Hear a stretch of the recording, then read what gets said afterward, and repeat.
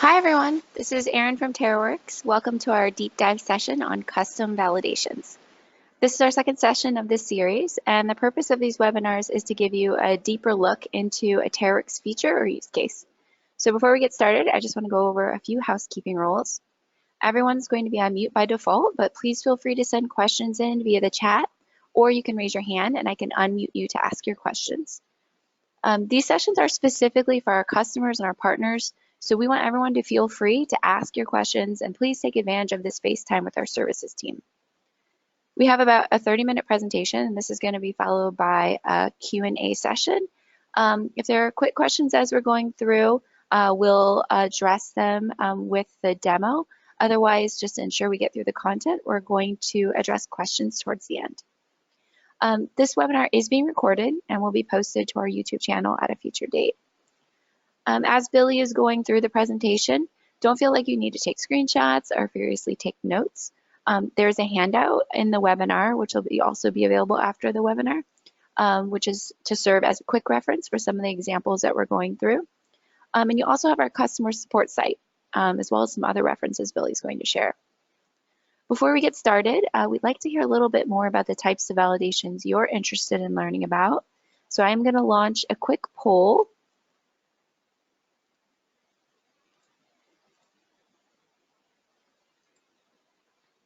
And if you can just share with us the type of validations you might be looking forward to seeing today. And if you choose other, it'd be great to hear about some validations that you're interested in through the chat as well.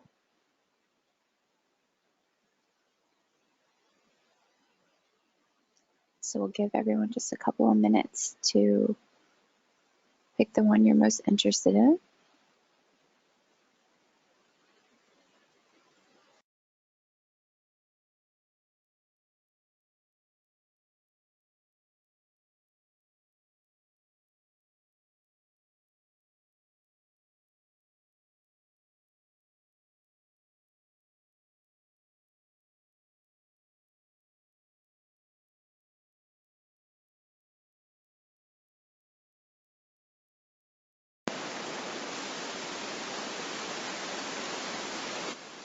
Okay, and it seems that there is a clear winner. Everyone is most interested in learning about comparing numeric responses.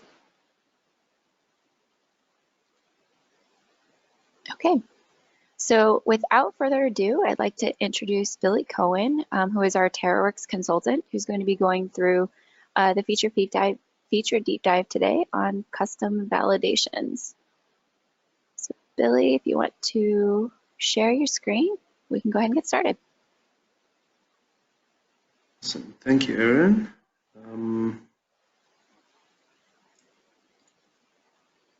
Great, I can see it. Awesome. Okay, so thanks, Erin, and welcome everyone to the second edition of our deep dive series. In this presentation, we are going to dive into the custom validation dynamic operation feature available in TaroWorks. This very powerful feature allows you to write validations against question responses using custom JavaScript. I'm sure many of you have come across this feature at some point and have been hesitant as the JavaScript syntax can seem difficult. And although this feature is geared towards a more technical administrator, hopefully that by the end of this presentation, you will see that they are in fact quite simple to set up. And with some practice and our resources, you can set them up easily and use them to maintain data accuracy and integrity within your organizations. Okay, so the agenda for this presentation is we're first going to discuss the purpose of using validation dynamic operations within your forms and your organizations. We'll then look at the differences between validation and calculation dynamic operations very briefly, then jump into a demo to show you different types of validations that are available, then go on to the forms and show you how these validations can be set up. While we're going over the configuration, we'll also look at a few JavaScript guidelines, including different operators and functions that are available.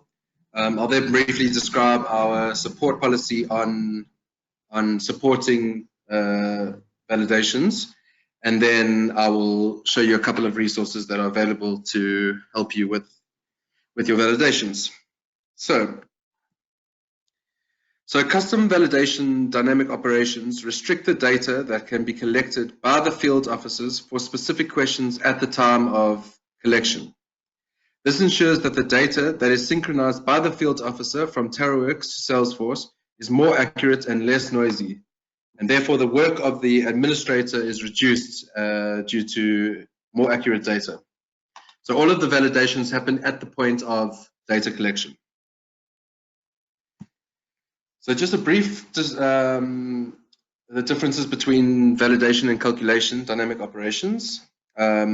So in this deep dive, we're focusing on validations. So how they work is that a mobile user will input a response to a question, and then when that mobile user tries to click to the next page, a validation rule will be compared to whatever the response to that question is, and if the response doesn't comply to the validation rule, then a validation error message will be shown to the mobile user, who will then have to change the response in order to comply to the validation rule. Whereas with calculations, these are actually responses that are created using JavaScript to a question. And in our next feature deep dive, we are going to be focusing on calculation dynamic operations. So within both validation and calculation dynamic operations, you can use responses from other questions to help with the validation or the calculation that you're trying to do. The validation, the actual response to questions is editable because the mobile user is inputting a response to the question and then the validation rule is being checked, whereas a calculation, that response is actually being calculated. So the mobile user will not be able to edit the response. And the other difference between the two is that validations are checked when the user tries to click next or leave a page of questions. Then the validation rules are checked, whereas calculation dynamic operations are loaded when the page itself is loaded. Great, so I think we can hop straight into a demo.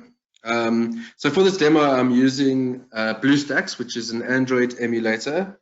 I must note that we don't actually support the use of BlueStacks to collect data in production, but just for the purpose of this demo, I'm going to be using it. And like many of you, I'm sure have seen, we've created a fictitious company called Aquacomb, who set up wells in different communities, and then also register members within those communities to collect data on how the wells are impacting those communities and the members. So in this example today, we're going to do a very simple registration of a new community member. So I'm going to go ahead and start the job. Okay, so the first page of questions, there's three: first name, last name, and registration date. All three of which have validations on them. And it's best practice to, in the description of your question, to warn the mobile user of what the validation actually is. So in the case of first name and last name, we want those to be between 3 and 50 characters. And the registration date, we don't want that date to be in the future. So I'm going to break all of these rules, and then we can see what happens. Okay, so now when I click next, we'll see the first, so the question where the issue is highlighted in orange, and we'll see the validation error message. Member's first name must be between 3 and 50 characters long. So I'll go ahead and fix that. Try click next again. We have this very similar validation, but this time it's member's last name must be between 3 and 50 characters long. These validation messages are completely customizable. And then if I try to on the date, it says that the date cannot be in the future. So I'll just make that today's date and click to the next page. Okay, our second page of questions is collecting contact information for the member. So we've got two questions here: phone number and confirm phone number. You can see what the validations are looking for. So phone number must be at least 10 digits total. and confirm phone number must be equal to the phone number above. So on phone number, we have set up two validations. The first one checks to see that all of the characters within the phone number are digits. And then the second one checks to see that the number of digits in the phone number is equal to 10. So if I add a couple of text characters and try go next, we'll see that the first thing that happens is it's saying that the confirmed phone number response is required. So the sequence of how TaroWorks works when you click next is it first checks to see that all required questions are answered, and then once that's the case, it will go and check the validations. So I'll just add any random number in here, and then when I try click next, it says please only include digits in the phone number. So that's the first validation. So what I'll do is delete the text, and then try click next again. And now it says the phone number needs to be 10 digits. So at the moment it is 6. And I'll add another 4 and try click next again. And then the second validation for the second question on the page is the confirmation phone number entered is not equal to the phone number entered above. So we will now change this to be equal. Okay, try click next. And it'll take us to our next set of questions. So from the poll, it says that most of you were keen to see how to compare two numeric values. So this is an example of that. So the validation is actually on how many of your children are boys, and this number cannot be more than the total number of children that you have. So if we put 3 children here, and try put 4 boys, and try click next, then it says the number of boys cannot be more than the total number of children. So the number of boys has to be 3 or less. So we'll put 2, and go to our next page. And now we're at a repeat table. So a repeat section that's displayed as a table. For this is dependent on how many children you have. So I have 3 children, that's why there are 3 rows.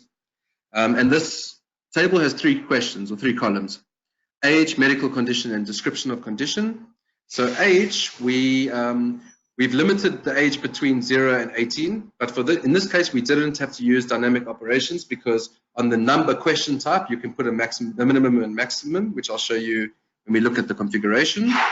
But the validation that we've put on this section is that if medical condition is answered yes, then we want then the mobile user has to insert a description for the condition, and conversely, if the answer is no, then we do not want a description for the condition.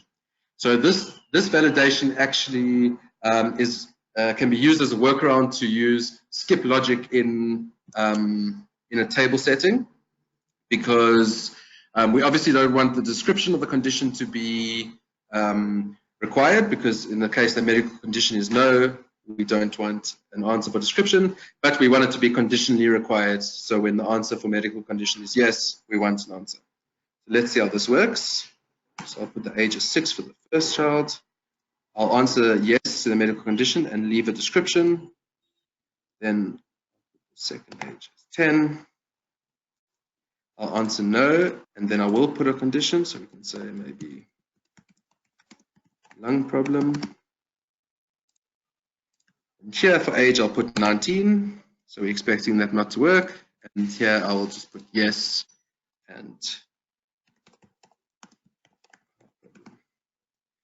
So now if I try to go to the next page. So the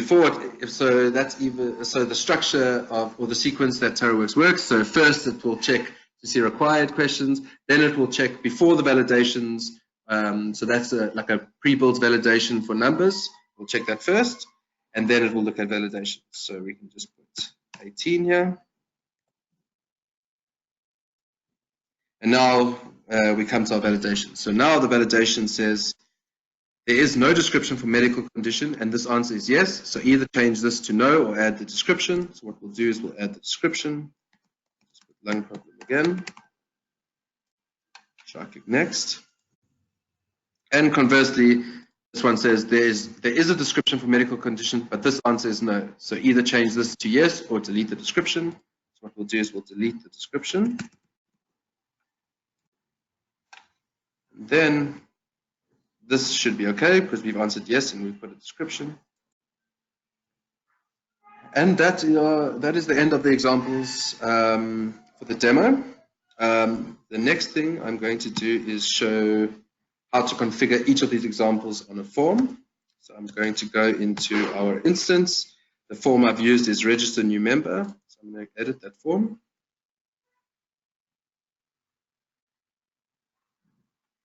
So the validations are put onto the questions themselves. So you'll come into Question Builder.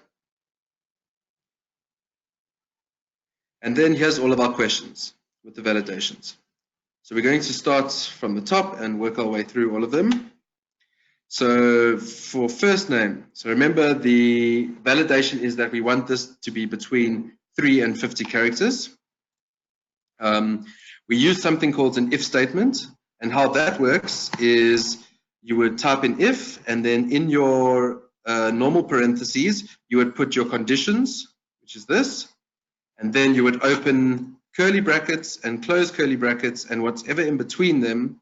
If the condition is met, then it will come into what you put in between your curly brackets. So the first thing I want to show is this here. So basically what we're doing for this first condition is we're wanting to say that if the first name is less than 3 characters. So the first thing we need to do is reference the answer to first name.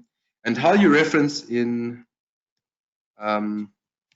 validations or in dynamic operations in general, you always start with TW dot, then you would have section name dot question name, and then you would have dot value. And what the dot value does is it gets the value of that response. So in this case, if we look here, we've got TW dot member information, which is the section name, dot first name, which is the question name, dot value, and then we've got something called dot length. Now in the presentation, I've also got some operators and functions. So if we look at the length function, this returns the length of the response. So that's exactly what we want. We're wanting to have, so we're referencing the answer or the response to first name, and then we're putting dot length to get the number of characters in that response. So that's what we've done here. So we've got the length of first name smaller than 3. So we're saying if the length of the first name is smaller than 3, then you'll see these 2 vertical poles here. And what the 2 vertical poles represent is or. So we're saying if the first name, the length of the first name is smaller than 3, or using the exact same setup, so tw.member_information.firstname.value.length is greater than 50. So if it's smaller than 3 or greater than 50, then we want to enter into the actions of the if statement. And how that works is you have got, we always, when we're wanting to display a validation error message, we'd always have throw, and then in inverted commas, we would have our custom message. So in this case, we're wanting to say, member's first name must be between 3 and 50 characters long. Also, what you'll note at the end there is a semicolon. And what that semicolon does is it tells JavaScript exactly where the end of a line is. And the reason for that is that, so you'll see how I've set out this validation, but it doesn't have to be the case. You don't actually need any spaces within your JavaScript. So the JavaScript could actually look something like this.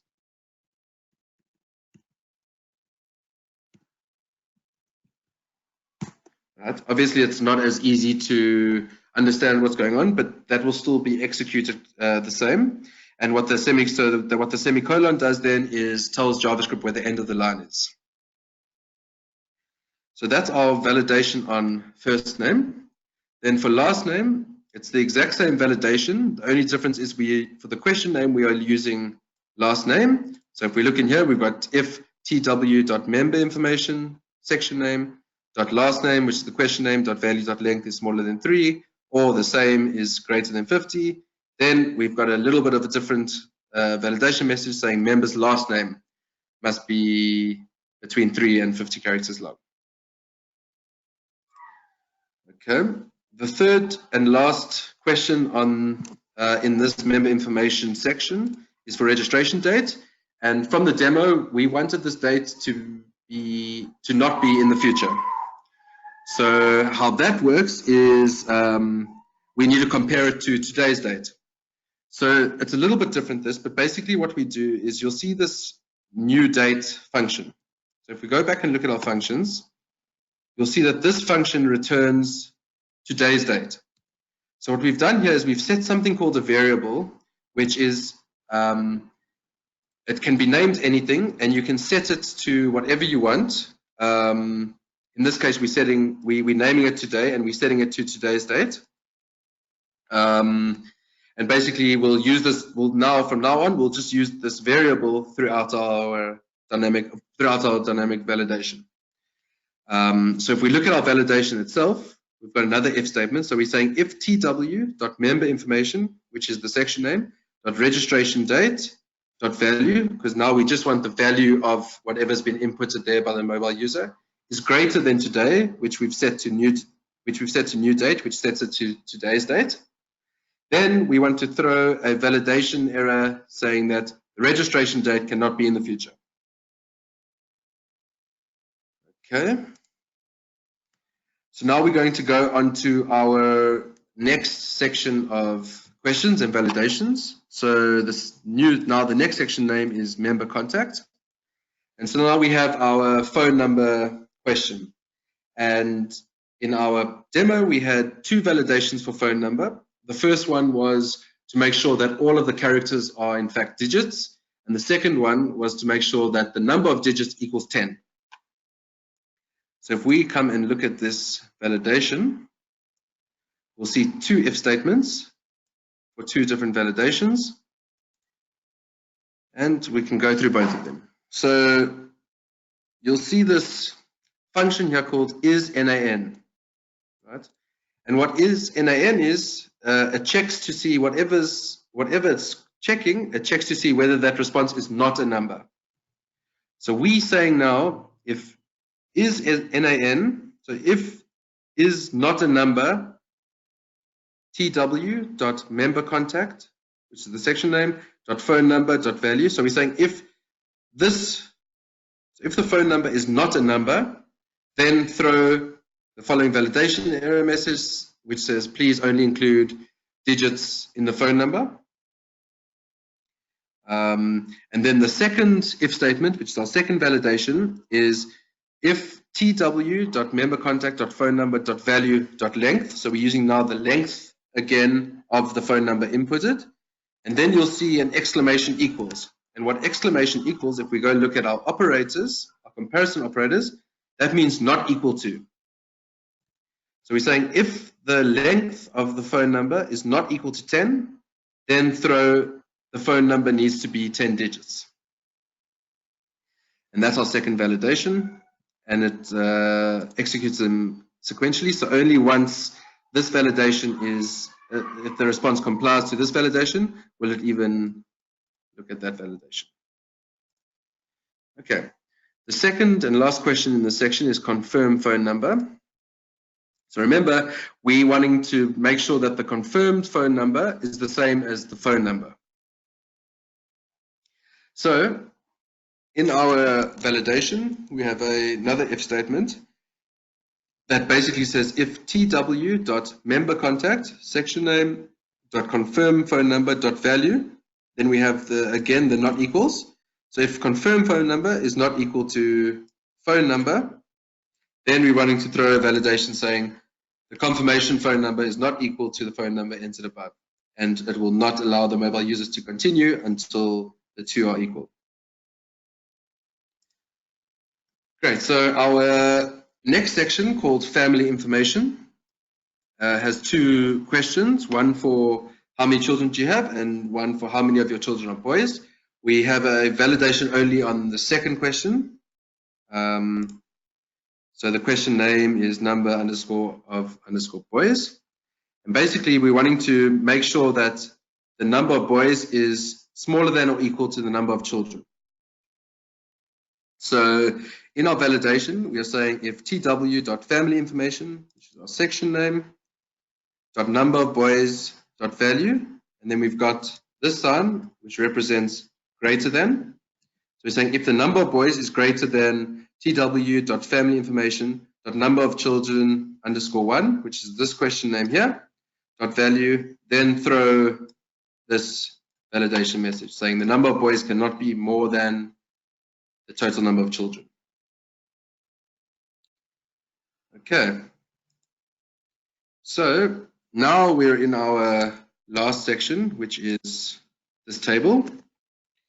And as I've mentioned in the demo, for number questions, you can put what your minimum and maximum is, which we did for this, so we don't need dynamic operations.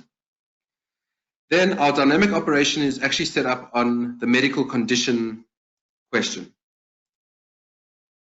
So when working with dynamic operations in a repeat section, in this case a table section, it's the same. It's a little bit different as to how you reference responses to questions. So instead of tw.sectionname.questionName.value, there's one extra thing. So it'll be tw.sectionname.current.questionName.value. And the reason we do that is this basically tells the validation or the code which repeat you're on. So for instance, when we're working in this row, the current will show that we're working in this row, and it's the same for the consecutive rows. So that's something really important to remember. I know I've spent many hours trying to write the code and I couldn't understand why it isn't working, and it's because I left out this .current.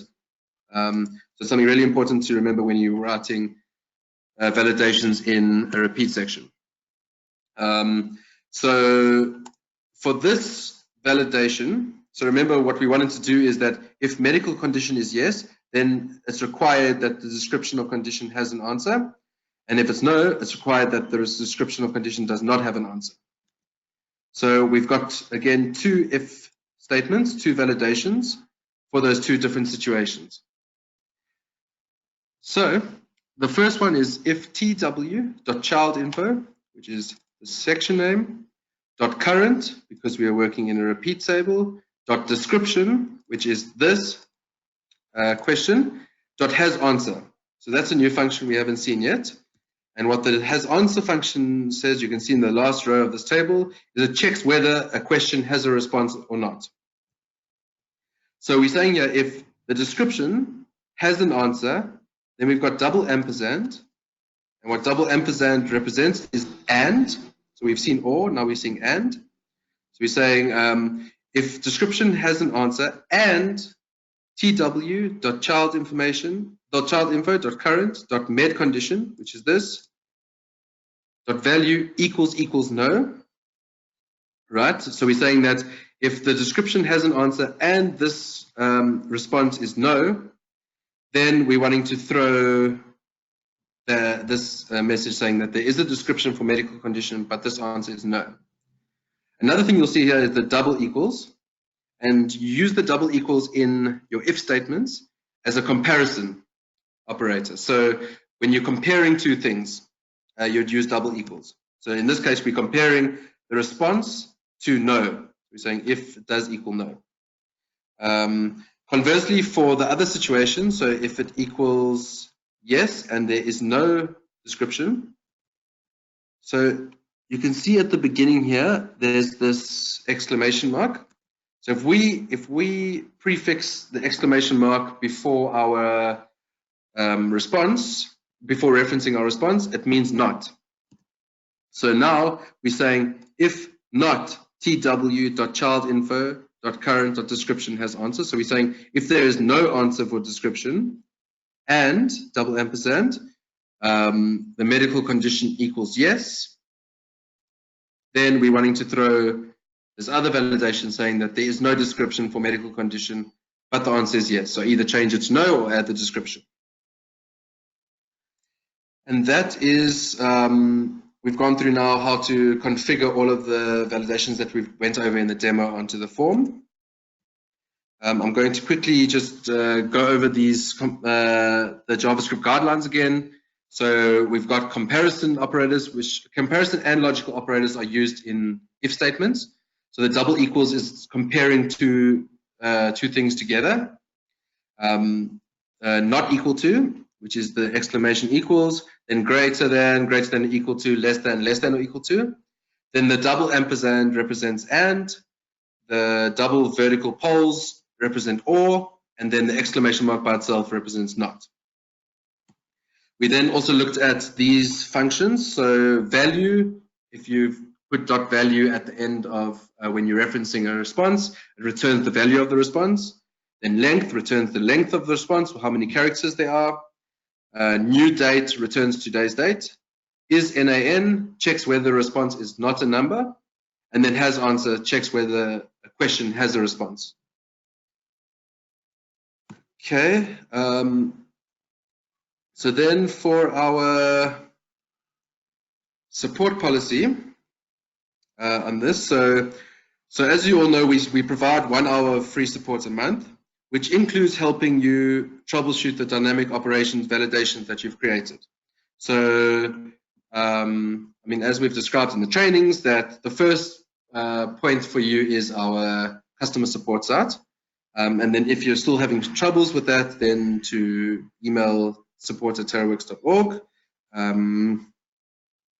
But we also no longer author custom validations for you, and this will be included in the scope of ongoing consulting package.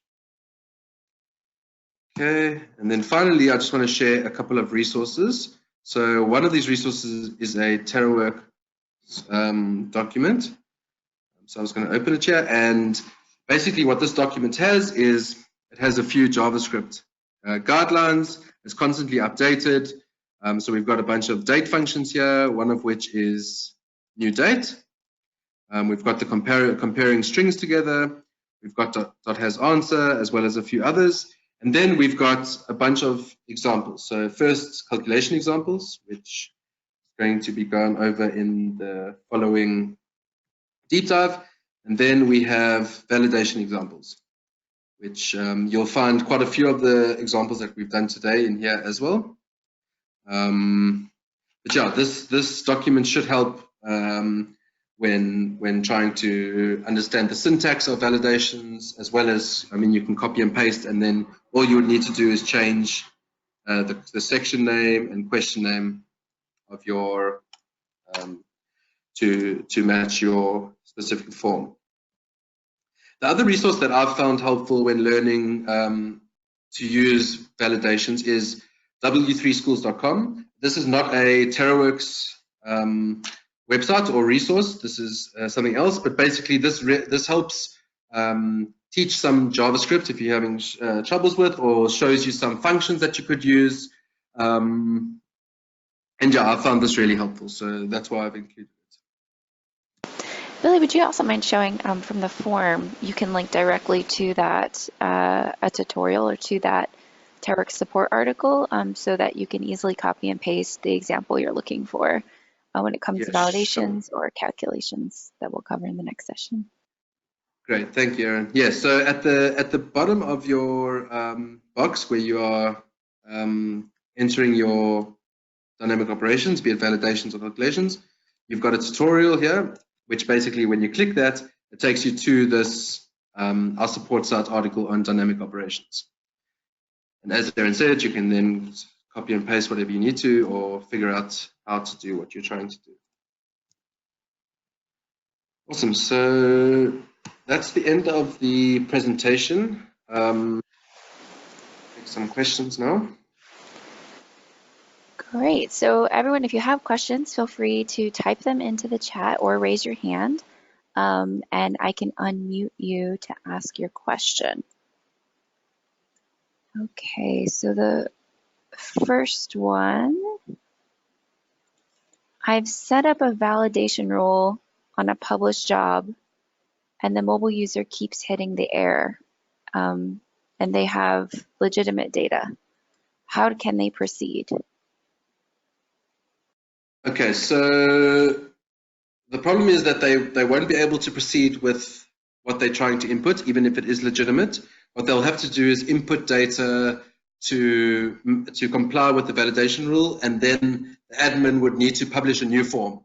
So I think that's a really good question because, I mean, as powerful as these validations are, that you can restrict a lot of what the mobile user can input, there are always edge cases. So whenever setting up validations, it's always good to think of the edge cases and make sure that your validations are not too restrictive. Great, thanks, Billy. And if you feel like your question isn't fully answered or you have follow-up questions, just feel free to type those in the chat again as well. Next one. How do I add comments to my JavaScript so that others know what it's doing? Okay, great question. So I was going to add some comments here, but I thought it would be a bit bulky. But basically, all you need to do to add comments is you can add them anywhere on your JavaScript, and all you need to do is 2 forward slashes, and then anything that's written after these forward slashes on the same line will be comments. And so you need to have these 2 forward slashes so that the JavaScript doesn't think that this is some code that you're trying to write and doesn't fail on when you're trying to save. To mention here is that so if you make a syntax error, so for instance, like the semicolon, if I had left this out and tried to save, if it's a syntax error, then JavaScript will tell me that there's what the error is, where the error is, and will not be able to save until that error is fixed. So in this case, it's line 5, character 73, missing semicolon. Do that.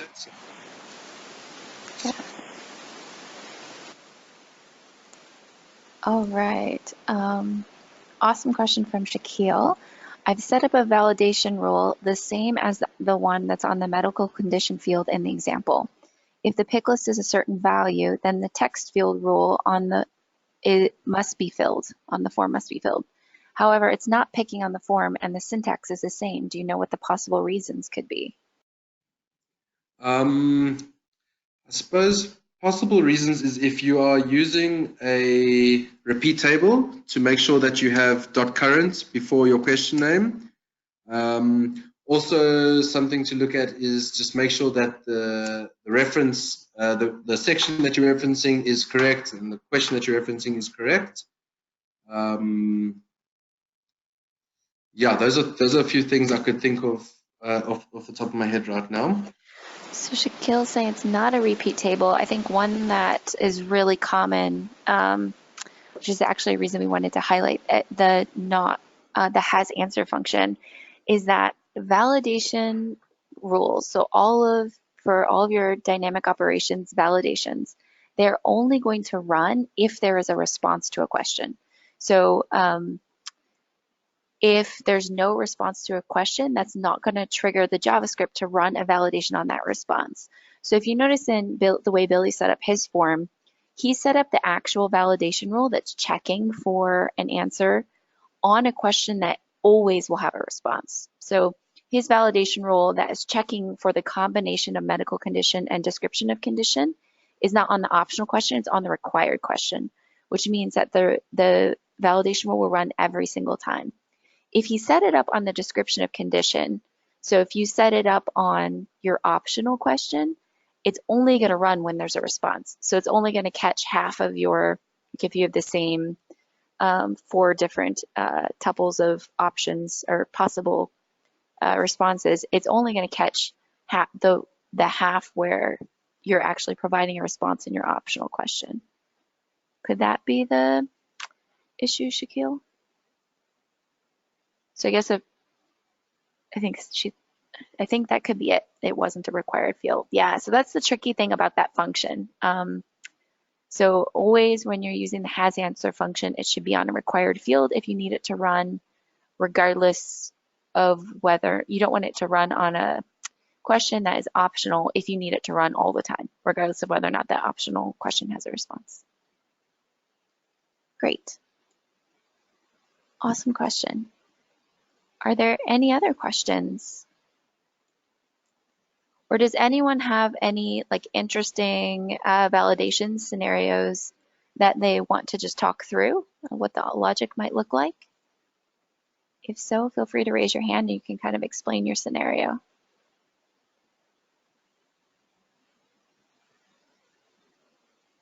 All right.